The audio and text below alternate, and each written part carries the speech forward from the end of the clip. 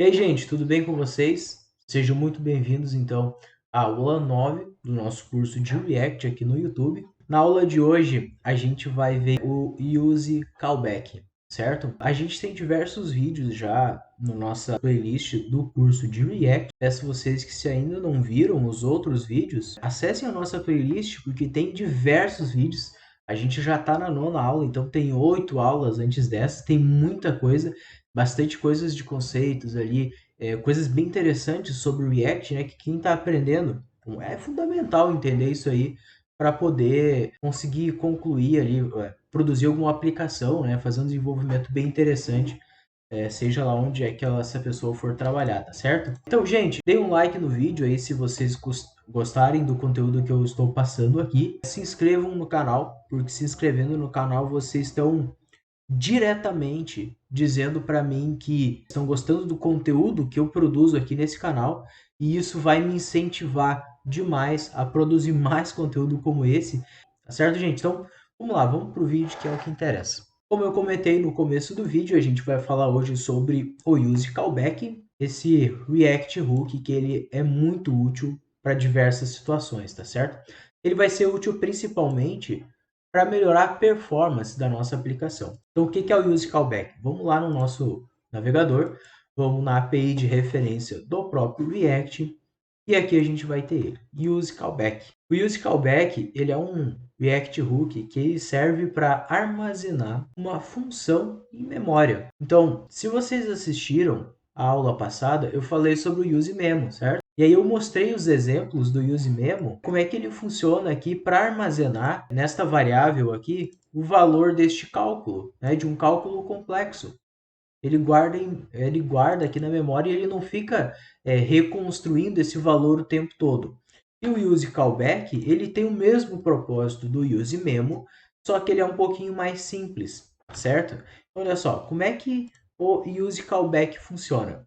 O Use Callback ele vai ser utilizado para armazenar, memorizar funções. O Use Memo memoriza cálculos complexos, pode memorizar funções também, mas o Use Callback ele é muito mais feito para memorizar funções. O Use Callback, como é que a gente utilizaria ele? Vamos colocar, a gente tem aqui, por exemplo, esse handle entrar, e este handle entrar, ele é reconstruído, né? Ou seja, como é que funciona, tá? No JavaScript, por trás dos panos ali, toda vez que um state ele é alterado, o componente inteiro é reconstruído, certo?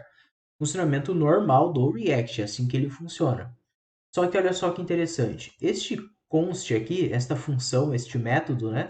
Ele é uma variável, tá certo? Toda vez que eu executo isso aqui, esta variável, ela recebe este valor. O valor que é uma função. Uma função no JavaScript, ela é como se fosse um valor qualquer, que tu pode atribuir ele aqui, então, ó, para esta variável, para essa constante. E aí o que acontece? Toda vez que o nosso componente ele é reconstruído, esta função aqui, o valor que está nesta função, ele é reconstruído. Como é que o use callback vai entrar na situação? Ele vai entrar aqui e vai fazer com que esta função aqui, ela não seja reconstruída toda vez que um state do nosso componente for alterado, toda vez que o nosso componente for re-renderizado na tela. Então, olha só, vamos colocar o use callback aqui neste método. Vou dar um Ctrl X e eu vou colocar aqui use callback. Teclar Enter e aí o Visual Studio Code importa para mim aqui em cima, tá? E dentro esse use callback, assim como state, memo, qualquer outro, é uma função. O use callback ó, do React ele é uma função. Olha só, é uma function use callback. O nosso use callback, ele está dizendo aqui em cima ó, que ele está esperando 2 argumentos, mas a gente está passando 0. Tá? Então, o que são os argumentos que ele está esperando? Primeiro, olha só, aqui dentro a gente pode ver os parâmetros. Primeiro parâmetro, um callback, que é uma função. Então, o primeiro parâmetro que a gente precisa passar é um callback. O segundo parâmetro, depois da vírgula, ó, é o dips. O dips ele é uma dependence list. Assim como no useMemo, ó, se vocês relembrarem, o useMemo diz que é um nome diferente, é um factory. Mas é a mesma coisa, tá? Ele recebe o primeiro parâmetro, que é uma função, e o segundo parâmetro é um array de dependências. Então vamos lá, ó. Eu dei um Ctrl X aqui, eu vou colar aqui dentro a nossa função, eu vou passar vírgula e eu tenho o array de dependências vazio por enquanto. E aí o que está acontecendo aqui então? Eu estou armazenando na memória do React ali a nossa função. E eu armazeno, no caso, ela em memória. E o use callback, inclusive, ele já reatribui essa função para cá. Então, ó, tu pode ver que já é uma função que retorna void. Isso aí, o TypeScript ajuda muito essa parte da tipagem, né? Para ele já entender automaticamente as tipagens. Então, essa função aqui, ela está sendo armazenada em memória e ela também já está sendo repassada para cá, para que a gente possa usar ela. A gente pode usar essa função aqui dentro do onClick, né? Perfeitamente, continua funcionando tudo igual. E aí, olha só, ele também está reclamando aqui embaixo do nosso array de dependências, que está vazio, né? Eu tenho um módulo do ESLint aqui instalado, que é o Exhaustive Dips, né? E esse cara aqui, ele já me ajuda a, inclusive, sugerir correções, olha só. Então, eu clico aqui e ele adiciona essas correções aqui para nós. Então, o que acontece aqui? Quando o componente inicia a primeira vez, o use callback ele é executado e ele recebe, então, esta função e reatribui essa função para cá. Inclusive, ele guarda a função em memória, a função já computada, né? Como eu falei, a função é um valor. É como se fosse aqui no useMemo, né? Isso aqui é um cálculo, mas a função ela é um valor em memória, né? Então ele guarda esse valor em memória e repassa também aqui para o entrar. Se eu alterar algum state na minha tela e esse state não tivesse, por exemplo, aqui no array de dependências, essa função ela não vai ser recalculada. Então o React não vai ter aquele trabalho de reconstruir essa função aqui, né? Então, vai deixar a aplicação mais performática, tá? É muito para isso esse use callback, né? Ele não vai precisar reconstruir a função também. O use memo, o use callback, esses caras eles têm bastante relevância quando a gente vai trabalhar com múltiplos componentes, né?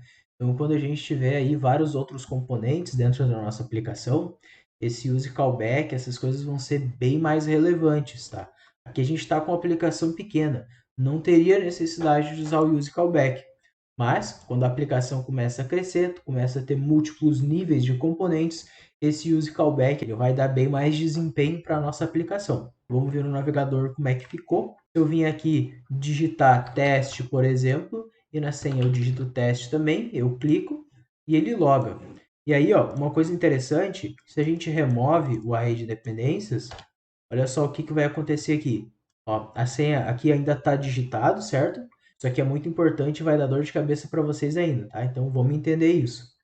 Eu removi o array de dependências e aqui eu vou alterar. Se eu logo, ó, tá igual, certo? Log, perfeito, tá igual. Mas se eu remover aqui, ó, eu tenho T e no outro eu tenho teste.